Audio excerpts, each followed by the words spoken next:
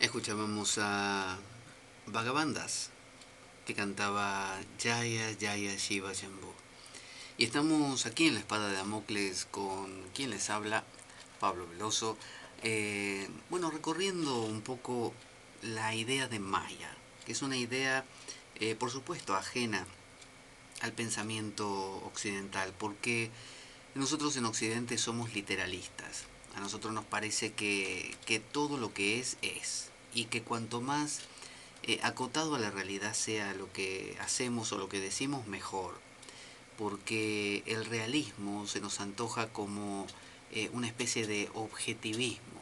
Entonces una persona le dice a otra, tenés que ser más objetivo, ¿viste? Porque la verdad te está yendo por las ramas y te estás engañando. Tendrías que ver las cosas como son.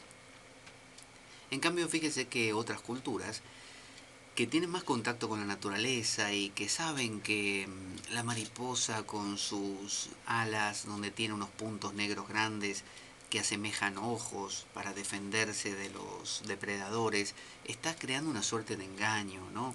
Y a la vez ese engaño es maravilloso porque ver ese engaño, tal como el mimetismo de, no sé, del camaleón o muchos otros engaños que ocurren como la flor que engaña a la abeja, si lo queremos ver así, la atrae para que la abeja libe el néctar y se lleve sin querer el polen que luego va a, a polinizar justamente y a perpetuar la especie de esa planta en otro lado. Entonces, todos estos engaños son parte de la existencia y son la maravilla de la vida. Porque usted imagine que la flor le tuviera que decir a la abeja, mira abeja, me gustaría que todos los días vengas y te lleves un poco de polen y lo vayas repartiendo entre las otras flores, ¿viste? Porque botánicamente es mi forma de perpetuarme y necesito de tu ayuda para todo esto, ¿se entiende? Y usted sabe cómo es una abeja. Una abeja no es alguien con el cual uno pueda, digamos, dialogar mucho, ni filosofar. La abeja le dice, ¿qué me está diciendo? ¿De qué? ¿Del polen? ¿Qué es el polen? No, yo no quiero hacer nada de eso, ¿eh? A mí no me interesa. Y así. Entonces, ¿qué hace la flor? Básicamente genera néctar para que venga la abeja y el polen se lo pone ahí para que se le quede enganchado en las patas. Y la abeja anda por ahí lo más campante pensando que solo se bebió un néctar y distribuye el polen. De la misma manera uno podría decir que el ser humano, mire lo que le voy a decir, esta es una idea que no la he inventado yo, la desarrolla Alan Watts y, y él propone esto, mire, dice, quizás el ser humano sea el agente de la necesaria destrucción, por ejemplo, del planeta. Imagine que el ser humano nace, aparece la vida en la Tierra como, no sé, el organismo unicelular, luego pluricelular, la ameba, bueno, cada vez más complejo, la célula vegetal, animal, y luego el ser humano. El ser humano empieza a perfeccionar su ciencia porque tiene un cerebro que así se lo incita a hacer y poco a poco va desarrollando cada vez más esta ciencia hasta dominar algunas tecnologías como no sé, el vapor, creando máquinas y luego la electricidad y luego la fisión nuclear, descubre que partiendo un átomo ahí sale una energía liberada en esa famosa reacción en cadena y desarrolla la bomba de hidrógeno y la bomba atómica y, y la guerra bacteriológica y un montón de cosas. Y un día el ser humano en sus tira y aflojes, en sus complicaciones, en sus resquemores y odios con todo lo que le rodea, decide apretar el botón. Y aprieta, presiona el botón y la bomba nuclear es lanzada desde muchos ángulos, es decir, de varios países, y el planeta entero se hace añicos. Se rompe en mil pedazos, explota básicamente, y los fragmentos de este planeta van volando por ahí por el espacio. Y algunos de estos fragmentos, ahí casualmente, después de cientos, miles, no sé, de años, quizás congelado, ¿no? Mientras tanto, en el espacio, va a caer en algún planeta lejano. Y cuando cae en ese planeta lejano, que inicialmente habrá sido incandescente y luego se enfrió, o sería un fragmento de otra cosa, como la Tierra. Cuando cae en ese planeta se descongela y comienza ¿qué cosa? La vida unicelular, y luego la vida pluricelular, y luego los vegetales, y luego los animales, y luego el hombre. Con algunas diferencias, obviamente, la gravedad de ese planeta, los metales y minerales, quiero decir, predominantes, el tipo de aire que haya o no, va a crear un tipo de vida distinta, pero con esa tendencia ya preestablecida en la especie de que exista el ser humano, que exista el que destruye todo finalmente. Y quizás sea ese el rol del ser humano. Y el ser humano en el interín se engaña, o sea que cae presa de este engaño, pensando miles de opciones, como por ejemplo, tendríamos que conversar todos nosotros para ver cómo podemos vivir en paz. Me parece muy bien lo que ha dicho acá el ingeniero. Tenemos que vivir todos en paz, en armonía, y no estar peleando todo el tiempo entre nosotros.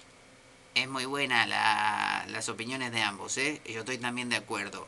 Tendríamos que todos los países ponernos de acuerdo, hablar lo suficiente para que nunca lleguemos a tener un conflicto como este que hemos tenido de la Primera Guerra Mundial.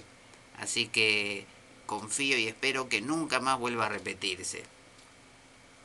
Sabemos que 20 años después estaba la Segunda Guerra Mundial, que, que tuvo muchísimo más muertos que la primera, y solo fue 20 años después. Así que las guerras que todo el tiempo están habiendo, por todos lados, quién sabe, quién sabe si no son debido a que el ser humano es el agente puesto ahí, no por nadie, sino que la vida misma lo preestablece así como para destruir, para volver a crear, ¿no? Como una forma de diseminar. De la misma manera que tiene que morir el grano para que nazca la planta, o el polen diseminarse para que existan nuevas flores. Bueno, de la misma manera, ¿cómo hace un planeta para llegar a otros planetas? Y que la vida de un planeta aparezca en otro también. Bueno, una manera podría ser esa, estallar. ¿Y cómo hace un planeta para estallar? Como un grano que estalla para que nazca como que el grano se rompe para que nazca la planta.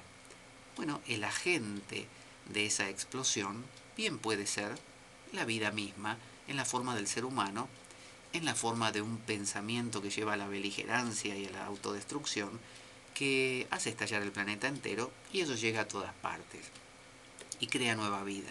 Entonces, lo que aparentemente es destructivo y nocivo en un nivel pequeño, o sea, para el ser humano es negativo, termina siendo positivo para todo, o sea, para la vida, para la perpetuación. Entonces, de la misma manera que el viejo muere porque ya su cuerpo no puede cumplir las funciones que la vida le interesa que cumpla, y bueno, da lugar a nueva vida. Entonces fíjese cómo Maya, la ilusión, nos mantiene ocupados, implicados y jamás notando eh, este, esta posibilidad subyacente, esto que puede estar ocurriendo por debajo. Porque una de las características de Maya es la selectividad. Vio que cuando uno observa, por ejemplo, yo le muestro una pared en blanco con un punto en el medio, y cuando uno le preguntan, ¿qué es eso? Uno que dice, bueno, yo lo que veo es un punto en el medio de esa pared blanca. Lo que usted está haciendo es mirar el punto como importante en una pared. El fondo es la pared. Pero quizás sea al revés. Quizás usted podría decir, no, yo veo una pared blanca que tiene un punto en el medio. Y otra persona más podría decir, no, yo sabes que veo una casa muy grande con un techo de tejas y con muchas ventanas y ahí en un costadito tiene una pared con un puntito. Es decir, ¿cuál fue la diferencia?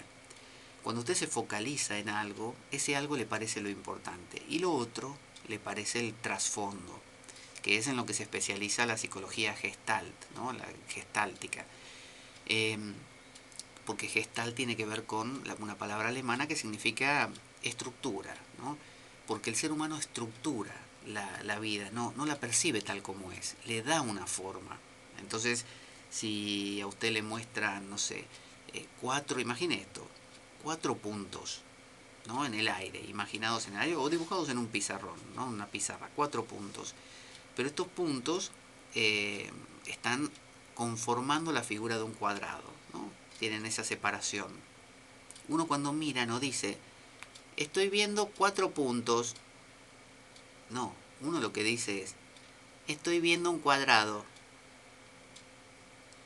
Es decir, uno le dio forma, acabó, es decir, le agregó los detalles que faltaban para que eso sea un cuadrado. Faltaba la línea que una los 4 puntos. Bueno, uno lo unió mentalmente y sacó la conclusión, esto es un cuadrado. Y en realidad no es un cuadrado, son 4 puntos, ¿no? Y son 4 puntos vistos desde la óptica de un ojo humano. Pero si en vez de ojos nosotros tuviéramos, no sé, ojos de mosca, u ojos telescópicos, por el contrario, muy, muy agudos, que pueden ver a cosas muy extremadamente pequeñas, ya no veríamos 4 puntos, veríamos cualquier otra cosa, porque cada uno de esos puntos, que son un puntito en la pared o en el pizarrón, para nosotros sería, si tuviéramos una visión telescópica, porosos. Cada uno de esos puntos estaría conformado por miles y millones de pequeños puntitos, más pequeños que el gran punto, y, y llenos de cráteres y de poros, y eso sería nuestra atención. El cuadrado se olvidaría.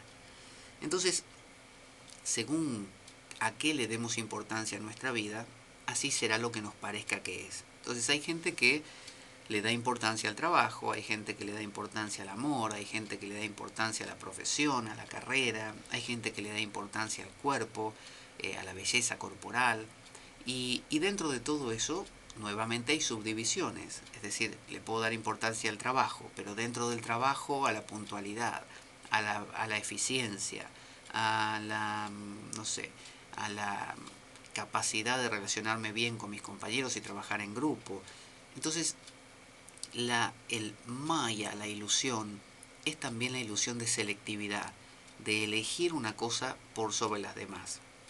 Entonces habíamos recorrido la historia de Narada, y hay otra versión de la historia de Narada, que recién me estaba diciendo Urbasi, dice, ¿qué pasó con la historia que yo conocía de Narada? Bueno, también existe, así que la voy a contar rápidamente para no extenderme en esa historia, pero para placer de Urbasi. Así que se la dedico a Urbasi.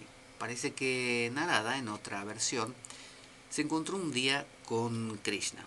Ya no con Vishnu, sino con Krishna. Y Krishna era un coputa, era un tipo torcido ahí, que siempre tenía mucha fama y era muy conocido por ser muy hábil, muy encantador y muy embelezador, ¿no?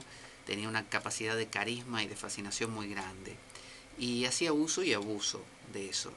Entonces Krishna es la encarnación de Maya. De hecho, su postura corporal, cuando toca la flauta, tiene 3 sinuosidades. Krishna no es recto, tiene sinuosidades, es curvo. Y tiene 3, se llaman tribanga, ¿no? Esos tribanga significan 3 quiebres, 3 ondulaciones. Por lo tanto, Krishna es triplemente, no sé, envolvente, misterioso o, o fascinante.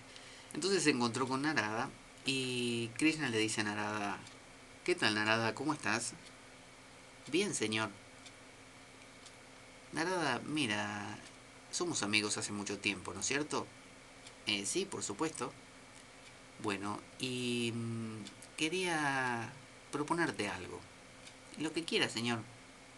Te voy a conceder un deseo. Y Krishna hizo una de esas sonrisas maléficas que hace él cuando está preparando algo. Y Narada cayó como un chorlito.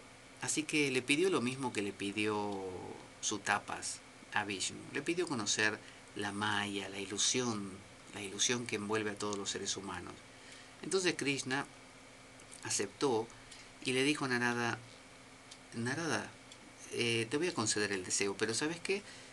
Tengo mucha sed, porque estamos bajo este sol abrasador del verano, ¿no irías aquí hasta esa casa que se ve ahí a 15 minutos caminando y me traes un vaso con agua que estoy muy sediento? ¿Cómo no, señor? Faltaría más.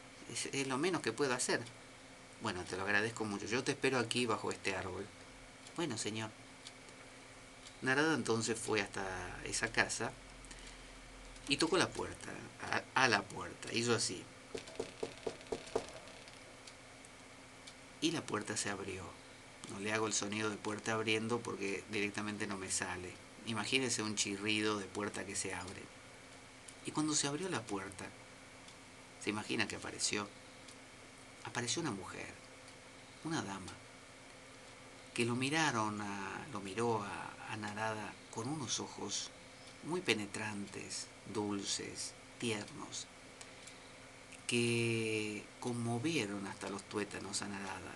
Narada adivinó en esos ojos un poco de su amigo Krishna, es decir, en algún sentido le recordaban a Krishna, y por eso sintió un afecto muy grande, pero sintió que esos ojos lo poseían, esos ojos lo encantaban, lo fascinaban, y él no podía nuevamente, como le sucedió a sus tapas, sustraerse a esto, quedó encantado. Y cuando Narada vio a esta mujer, para su propia sorpresa, entró en la casa, sin decir palabra. Y el padre de la chica que estaba dentro le dijo: Narada, tanto tiempo, te estábamos esperando, ya pensábamos que no llegarías a tiempo. Tienes que decirnos cuándo será la fecha de la boda, cuándo te casarás con mi hija. Y Narada, para sorpresa de todos los oyentes, en ese momento quedó completamente convencido de que él iba a casarse con esta chica y completamente convencido de su placer de hacerlo. Así que inmediatamente puso una fecha y, y la boda se consumó. Se casó con esta damisela y disfrutó de muchos años de placer, del placer de compartir caminatas con su amada, de compartir noches de amor y de pasión, de compartir risas y llantos también, de, de poder tener ese hombro sobre el que apoyarse y ella en el de él a lo largo de las vicisitudes de la vida, porque Narada también, heredando del padre de la chica una hacienda, un sitio donde criar ganado y también cultivar, comenzó a dedicarse a cuidar la tierra, a hacerla producir, también a cuidar del ganado, hasta que el padre de la chica murió. Entonces Narada arduamente se hizo cargo de todo. Al mismo tiempo le fueron haciendo hijos y con su amada empezaron a criarlos. Y Narada pasaban los años mientras envejecía al lado de esta hermosa dama y, y también sufría y gozaba viendo crecer a sus hijos, hasta que un día, ya habiendo pasado muchos años, una tormenta muy grande vino. Una tormenta como nunca se había visto en esta zona. Era una tormenta de una fuerza inusitada y de una, digamos, intensidad completamente devastadora. Así que empezó a llover, pero no como acostumbraba la zona, sino de una manera torrencial. Y los ríos se desbordaron. Y Narada empezó a preocuparse. Y le dijo a su esposa: ¿sabés lo que vamos a hacer? Vamos a agarrar a los chicos y vos también venís y vamos a cruzar el río. Pero amor, el río está desbordado. Si cruzamos el río, nos va a arrastrar. Sí, pero ¿sabes qué pasa? No tenemos otra opción. Porque si no cruzamos el río, los ríos desbordados nos van a cubrir y nos vamos a ahogar. Tenés razón, vamos a intentarlo. Así que Narada cogió o agarró por la mano a su esposa firmemente, a otro de sus hijos en otra de las manos, y se puso en sus hombros a otro hijo más. Y ahí empezaron a caminar. Y de la mano del hijo que tenía de su propia mano, venía otro hijo más, porque tenía 3. Entonces se llegaron al río desbordado, la corriente era muy fuerte, muy intensa, los vientos soplaban, el cielo estaba negro, plomizo, muy poco se veía porque encima era de noche y era ahora o nunca. Los vientos eran prácticamente huracanados y la cosa iba increciendo y la peligrosidad era muy grande. Pero Narada estaba decidido a salvar a su familia y con mucha tensión empezó a cruzar el río y mientras sostenía firmemente a sus hijos y a su esposa en la otra mano y a su tercer hijo en los hombros, notó como el tercero de sus hijos, el que estaba aferrado a la mano del hijo que él sostenía, fue arrastrado por la corriente. Y cuando intentó atraparlo con su mano, se le soltó el otro hijo también, que fue a su vez arrastrado por la corriente. Y el pesar de Narada no tenía límites. Estaba completamente angustiado de haber perdido en segundos a 2 de sus hijos. Entonces siguió caminando con el hijo que tenía en sus hombros y con su esposa, y de repente un tronco lo golpeó y trastabilló, se sumergió en el agua y perdió al hijo que tenía en sus hombros. Y por intentar bracear para subir a la superficie, soltó un segundo a su esposa, que también fue arrastrada por la corriente. Narada vivía momentos de una angustia sin precedentes, que lo embargaban pero hasta lo más profundo de su ser. Y cuando quiso reaccionar, otro tronco golpeó su cabeza y la corriente lo arrastró a él también. Pero tuvo esa suerte que tienen algunos, suerte que no se sabe de dónde viene, que encalló, se quedó enganchado, digamos, en una acumulación de tierra que había en un lateral del río y, y se desmayó. Su agotamiento era muy grande y se desmayó por completo. Cuando despertó, abrió sus ojos y no podía creer lo que veía. El cielo estaba celeste, no había brisa, no había viento, la tierra estaba seca, como si nunca hubiera pasado ninguna de estas cosas. Él estaba tumbado en el suelo, mirando hacia el cielo, y en eso ve que asoma una cabeza, o sea, en su rango de visión ve aparecer una cabeza. ¿Quién era? Era Krishna, que sonreía con una sonrisa de esas sonrisas maliciosas que tiene Krishna, muy consciente de lo que había estado haciéndole a Narada. Entonces le preguntó con una voz socarrona, con mucha ironía, le dijo: Narada, ¿y el vaso con agua? Hace 10 minutos que te estoy esperando aquí. Estoy demasiado sediento. ¿Qué pasó con mi vaso con agua? Fíjense el detalle, que Krishna le decía que habían pasado 10 minutos, mientras que Narada vivió toda una vida. Entonces, a veces pasa que según nos implicamos, según la vida se nos empieza a antojar muy seria, todo se vuelve importante. Como cuando una persona choca con su coche con otra y ambas se bajan y la persona, una de ellas o las dos, se trenzan a querer golpearse, vaya a saber por qué.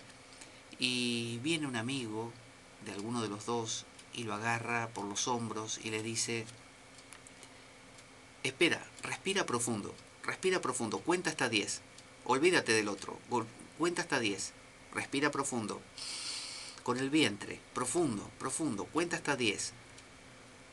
Y la persona, al contar hasta 10 y al respirar profundo desde el ombligo, empieza a serenarse y empieza a darse cuenta lo que estaba por hacer, quizás partirle una llave inglesa en la cabeza al otro, y termina agradeciéndole al amigo, diciéndole: muchas gracias por haberme hecho entrar en razón, porque la verdad que no me daba cuenta de lo que estaba haciendo. Bueno, de la misma manera uno se ve envuelto y a veces procesos de tristeza muy angustiantes, procesos de tensión nerviosa, procesos de tristeza, procesos de lo que fuera, miedo, son cosas que empiezan a ser como mundos dentro de mundos.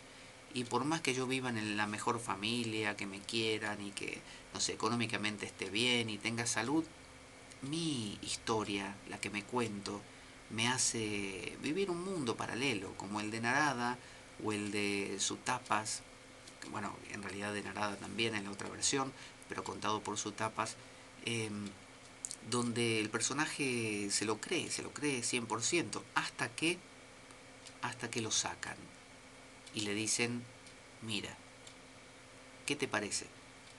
Y ahí en perspectiva o en retrospectiva uno se da cuenta lo que había pasado, pero no antes, no durante, no durante. Bueno, esta es la otra versión del cuento de Narada. Y ahora vamos a conocer la historia de Markandeya, que nos va a mostrar otro ángulo de esta ilusión, que no es la ilusión personal. Fíjense que a Narada lo que le ha pasado es una, una vivencia que, digamos, que le atañe solo a él, lo implica solo a él y a la gente que tiene cercana. Pero en el cuento de Markandeya vamos a ver cómo Markandeya vivencia algo que es universal. Es decir, se da cuenta de una maya, una ilusión que abarca a todos los seres. Porque tengan en cuenta que usted puede tener su propia maya, que es la maya de preocupación por el trabajo, ¿no? Y digo que es una ilusión porque otro en su lugar no le pasaría, le pasa a usted, porque usted lo ve así, ¿no? Pudiéndolo ver de mil formas distintas, lo ve así. Ahora, hay otras mayas que son las mayas colectivas. Por ejemplo, toda Alemania, luego de la Primera Guerra Mundial, empezó a ver en la figura de Hitler su salvador, empezó a ver en el poder que iban adquiriendo una manera de reivindicar lo que habían perdido en la Primera Guerra Mundial. Es decir, colectivamente hubo una sensación de, de coincidencia entre todos ellos en cuanto a lo que estaba pasando. Lo mismo en la Rusia de la Revolución Comunista, lo mismo en cualquier país, da igual, por más que no hayan pasado cosas extremas. Todos comparten un punto de vista similar. Por ejemplo, esto es una crisis, nunca nos va a ir bien, ¿no? Hay mallas familiares, hay mallas personales, hay mallas colectivas a nivel más grande, hay mallas mundiales, ¿no? Y es como si fueran las muñecas rusas o chinas, no sé cuáles son, que van una dentro de la otra. Bueno, esto es igual. Hay mayas dentro de mayas, y dentro de mayas, y dentro de mayas. De manera que usted no puede retrotraer al principio, porque siempre es maya. Maya es tan grande, es tan... eh, no es que sea una cosa donde usted está metido, sino que maya es usted. Usted es maya, usted es ilusión. Así que salir de una ilusión lo único que hace es quizás estar fuera de una ilusión dolorosa